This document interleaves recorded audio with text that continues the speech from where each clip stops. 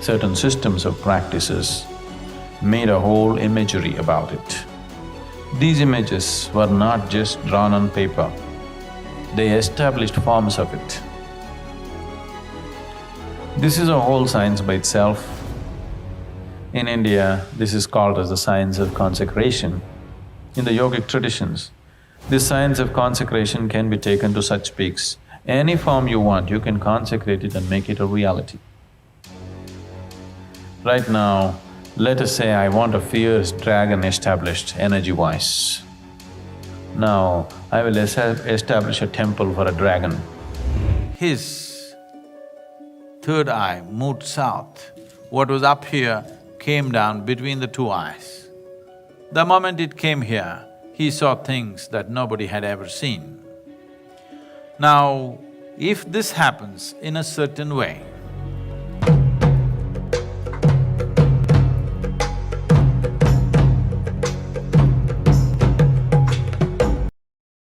Chakras are centers of the spiritual power in the human body, originating from ancient Indian spiritual traditions, particularly within Hinduism and Buddhism. The concept of chakra is often associated with energy, balance and well-being, and they are considered to be focal points for meditation and healing practices. Nerve plexus and chakras. Scientific research into the body's nervous system shows that nerve plexus are crucial centers for controlling bodily functions, and their locations align closely with the traditional chakra points. Sacral plexus and sacral chakra. The sacral plexus, located in the lower abdomen, controls the pelvic organs including the bladder and reproductive organs. This corresponds with the sacral chakra, which is associated with sexuality, creativity and emotional expression. The overlap suggests that ancient understanding of bodily energy centers might have been based on observable physiological effects. Cardiac plexus and heart chakra. The cardiac plexus is a complex nerve network surrounding the heart and lungs. It plays a key role in regulating heart rate and respiratory function. The heart chakra similarly is linked to love, compassion and emotional well-being, emotions that are known to have direct physiological impacts on heart health. Research shows that emotional stress can lead to heart conditions like stress cardiomyopathy, underscoring this connection. Endocrine glands and chakras. The endocrine system, which consists of glands and secrete hormones, is central to regulating various bodily functions. Each gland's function can be seen as paralleling the qualities attributed to the corresponding chakra. Pituitary gland and third eye chakra. The pituitary gland, often called as master gland, controls other endocrine glands and regulates vital processes such as growth, metabolism and reproductive functions. The third eye chakra, associated with intuition and insight, is believed to govern awareness and perception. Research shows that the pituitary gland's hormonal outputs significantly influence brain function, aligning with the third eye chakra's focus on higher cognitive abilities. Pineal gland and crown chakra. The pineal gland, which regulates sleep-wake cycles by producing melatonin, is linked to the crown chakra. This chakra is associated with spiritual connection and enlightenment. Studies indicate that the pineal gland's activity, influenced by light exposure, is crucial for maintaining circadian rhythms, which in turn affect mental clarity and spiritual well-being. Biofield and energy medicine. The concept of the biofield is explored in various alternative medicine practices. While the scientific community remains divided on the existence and nature of the biofield, some studies suggest there might be measurable aspects to this energy. Measurement of the biofield. Some researchers have used devices like SQUID, superconducting quantum interface device, to attempt to measure the biofield. These devices detect weak magnetic fields around the body. While results are inconclusive, they suggest that the body emits subtle electromagnetic fields that could be related to traditional ideas of energy, including chakras. Effects of energy healing. Studies on energy healing techniques like Reiki, which focuses on manipulating the biofield, have shown mixed results.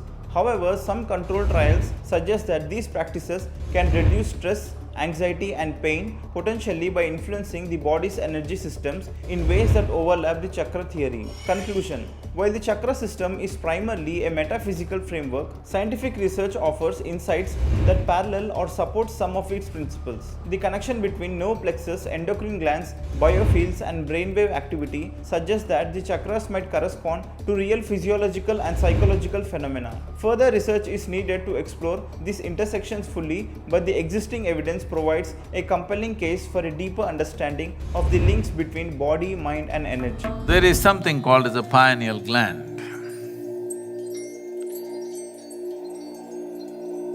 various aspects of yoga or sadhana of yoga is to move it little down, south, it's called, moving it south.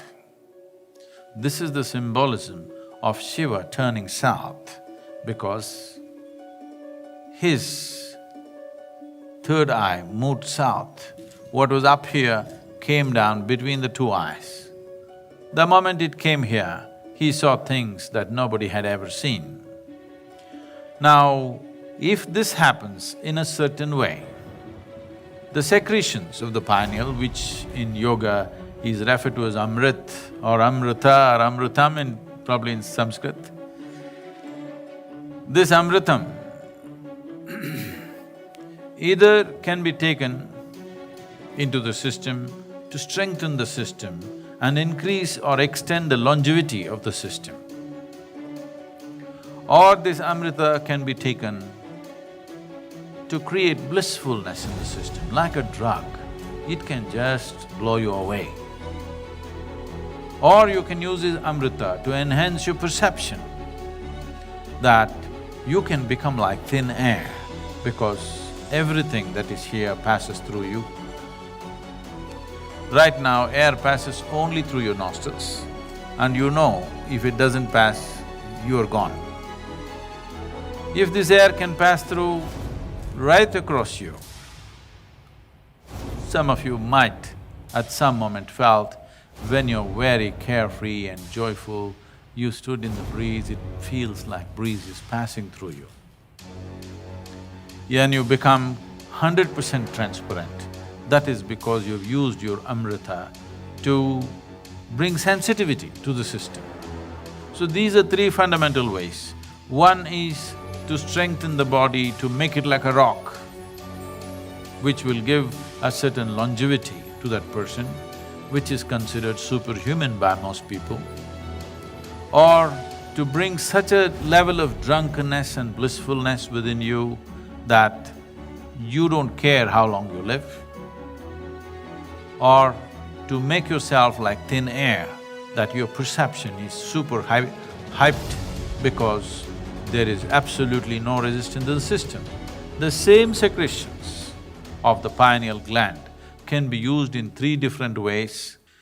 This amrita or this secretion of the pineal gland will play the right kind of role in the system. When I say right, in my perception, only if it enhances your perception, it is right, because if you do not enhance your perception, your life doesn't get enhanced in any way. It only gets enhanced in somebody else's eyes.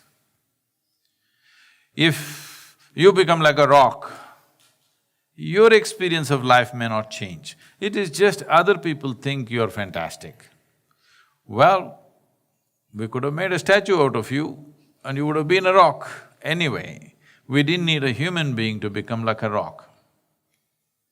If you have a rock for a brain, this will be the problem. You're always thinking, which is a bigger rock than you, which is a smaller rock than you. Your entire life goes into this as to which is superior, which is inferior, which is better, which is worse. Endlessly you will be comparing yourself because this is the nature of a rock. This is the nature of physical reality. Once you identify yourself with physical reality, which is better, which is worse, is a natural process of thought. Only if you transcend that, can you be free from this as to which is better and which is worse. Just hesitating because I'm entering dangerous territory. So whatever I say right now is not for practice, not for any kind of pursuit, I'm just telling you simply a story. There are two different points in the body through which one can project one's life energies outward when you're sleeping. Well, if you use your ajna and push it out 18 to 21 inches, you will have an equilateral triangle with sides, all the three sides being approximately 24 inches. So if you're here, this will be 12 inches here and 12 inches above. If you manage to push this approximately, let's say not 21 inches, you pushed it 9 inches, then what happens to you is, you will have relief from constant unnecessary mental activity. This is what a whole lot of people in the world are saying are the benefits of meditation, that their mental activity has come down, they're feeling little more peaceful and they're little better human beings because in their daytime, knowingly or unknowingly, little has been pushed.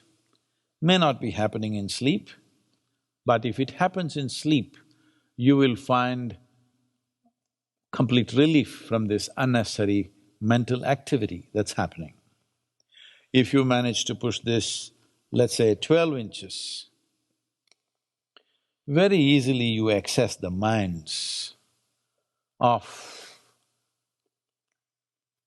and intentions of all the people who are connected with you, particularly if they're blood-related.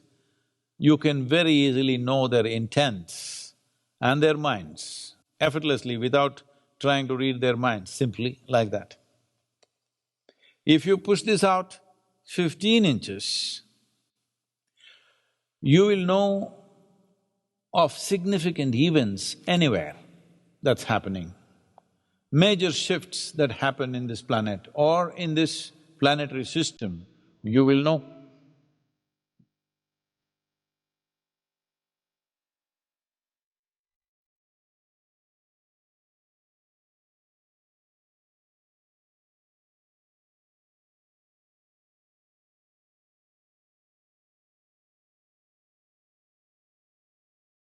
It is from this that you will see many yogis and sages and seers predicted that at this time a comet will happen.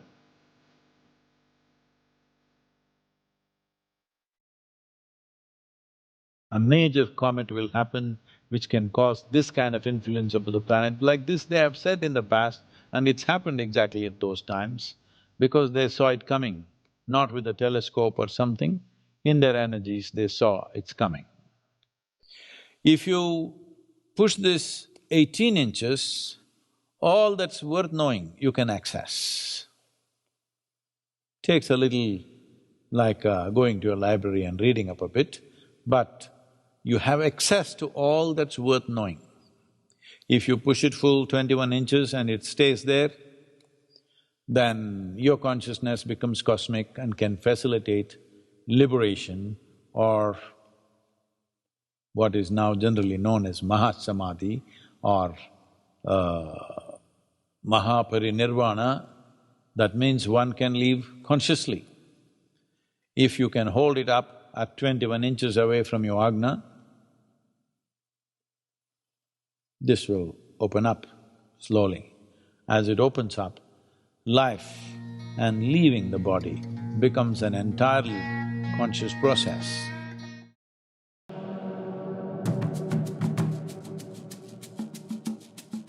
When one masters one's Mooladhara, which got referred to as Kaya Kalpa, you become like a rock. You want to make the body last for a millennia or more. When Swadhisthana sadhana is done, a burst of energy happens. One can deliver a god, but you may lose your body. If you bring any sound to Manipura without opening your mouth, the very body reverberates the sound. When one is dominant in their anahata, they start hearing things. A reasonably stable person can go crazy. The moment Vishuddhi is active, you become occult competent. Disembodied beings will naturally move towards you. Agna means there is clarity. The level of freedom it gives you is tremendous. The Sahasrar is total madness. The moment energy stirs Sahasrar, you drip ecstasy.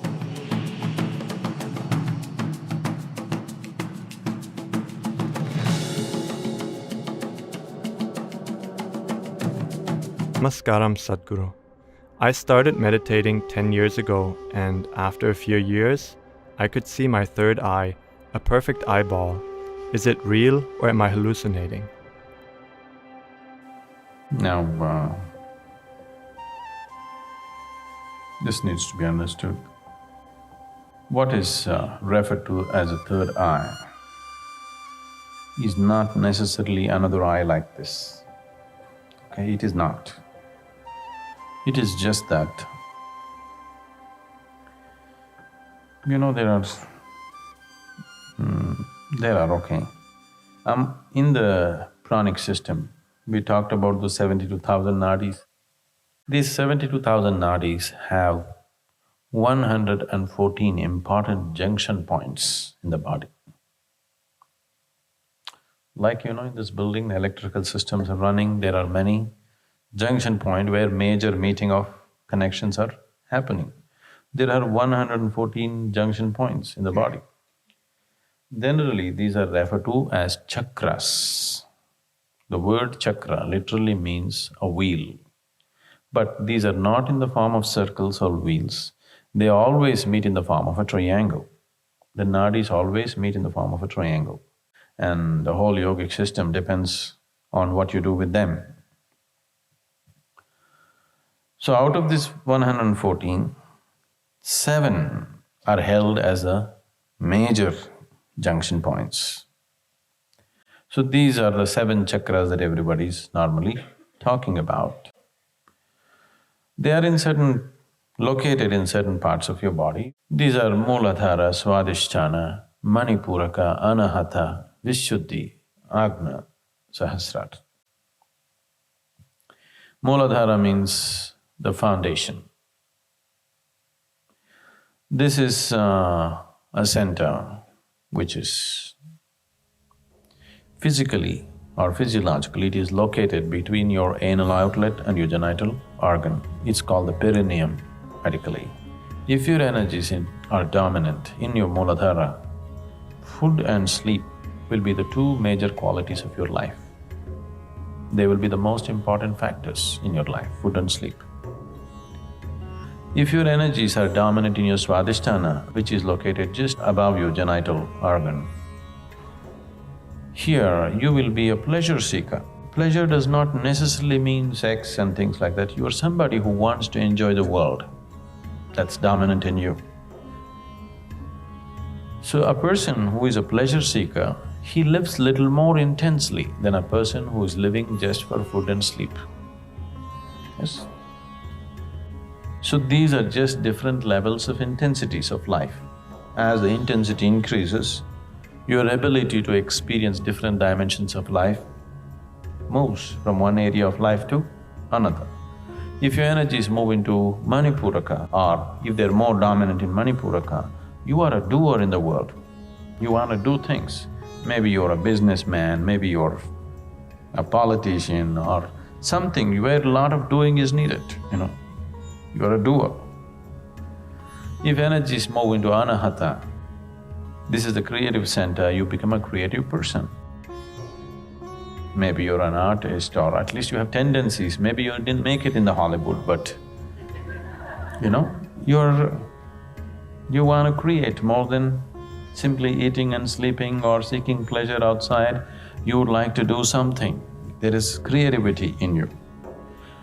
A person, let's say an artist, generally their lives may be considered a little freaky for other people, but they experience life little more intensely than, let's say, a businessman. Yes? It's a different level of intensity. The word anahata means unstruck. This is the unstruck sound. This is a meeting between the lower and the higher. All your survival instincts are in the lower 3 chakras. Self-preservation is in Manipuraka, Swadhisthana and Mooladhara. The longing to break away from all this and go away beyond is in Vishuddhi, Agna and Sahasrara. Anahata is the meeting point. So Anahata, the symbolism is 2 triangles meeting. You've seen that the Star of David, everything comes from Anahata. Okay, that is the symbol for Anahata. 2 upward moving and downward moving triangles meeting because these are two different dimensions of life. One is catering to self-preservation, another is catering to the longing to go beyond. In your head and your heart, you have longings to go beyond, but in your body, you have longings to preserve.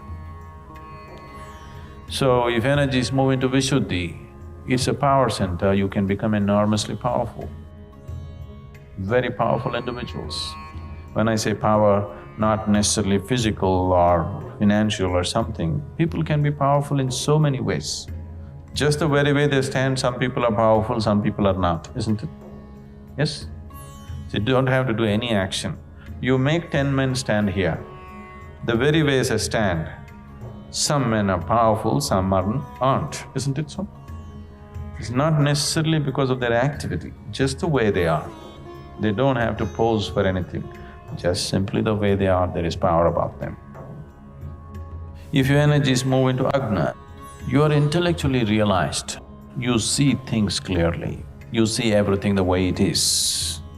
Once you begin to see everything the way it is, you are at peace. So Agna is called as the third eye because you see things the way they are. With these two eyes are very deceptive. They make you see things the way it is necessary for your survival. They don't allow you to see everything the way it is. Once your energies touch Agna, now you're seeing things the way they are, everything the way it is. Now, that is why it is referred to as a third eye. Sahasrara is the seventh chakra that is not in the body, just outside the body. But most people, it is dormant, it is not active. If some sadhana comes into your life, if you activate it in a certain way, or because of a very intense way of living, it can become active. If energies move into Sahasrara, you will become unexplainably, unreasonably ecstatic. Simply like crazy, you're ecstatic. If you come to the Bhavaspandana, you will see, simply for no reason, you will be spilling in ecstasy. You just don't know what's happening, just no external reason. Simply you're ecstatic, simply because your energies touch Sahasrara. From Mooladhara to Agna, there are many pathways as to how to get there, any number of methods and teachings as to how to reach there. From Agna to Sahasrara, there is no path. If you want to move from Agna to Sahasrara, because there is no path, that is the reason why many people have gone about propagating peace is the highest thing to achieve, because they got stuck here. So from Agna to Sahasrara, there is no pathway. This is the fundamental reason why there is so much stress on a guru in the traditions, because if you have to jump, suppose there is here a black hole, if you have to just jump into it, you must be utterly crazy. Or you must have extraordinary kind of courage. Or you must trust somebody so much that if he says jump, without any problem you will jump. Otherwise, there's no possibility, isn't it? Because that possibility is not there for many people, that's the reason why they have concluded peace is the ultimate thing, because they got stuck here. They wouldn't go up.